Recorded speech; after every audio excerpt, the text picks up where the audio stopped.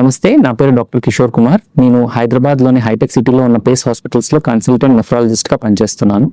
ఈ creatine supplements అనేవి సాధారణంగా జిమ్కి వెళ్ళే వాళ్ళలో ఇస్తూ ఉంటారు. వాళ్ళు మొదటి 5 రోజులు ఒక 20 grams per day తీసుకోమంటారు. దాని తర్వాత 3 to 5 grams డైలీ కంటిన్యూ చేయమంటారు. ఈ క్రియాటిన్ సప్లిమెంట్స్ తీసుకుంటే ఏమవుతుందంటే మన మజిల్ స్ట్రెంగ్త్ అనేది ఇంప్రూవ్ అవుతుంది. మజిల్ ఎక్సర్సైజ్ తర్వాత రికవరీ ఇంప్రూవ్ అయ్యే ఛాన్సెస్ ఉంటాయి అన్నమాట. కానీ దీనివల్ల రిస్క్స్ ఏంటి అంటే కొందరిలో, రేర్గా, అందరిలో కాదు, కిడ్నీ లోపల అలర్జిక్ రియాక్షన్ అంటాం, దాన్ని అలర్జిక్ ఇంటర్స్టిషియల్ నెఫ్రైటిస్ అని అంటాం. ఇది వచ్చే ఛాన్స్ ఉంటుంది. ఆర్ కిడ్నీ లోపల ట్యూబ్యూల్స్ ఏవైతే ఉంటాయో అవి డ్యామేజ్ అయ్యే ఛాన్స్ ఉంటుంది. దాన్ని అక్యూట్ ట్యూబులర్ నెక్రోసిస్ అని అంటాం.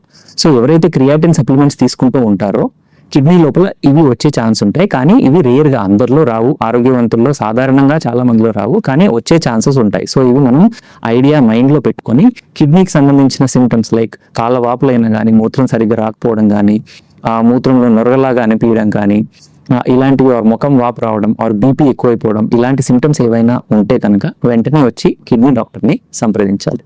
Thank you.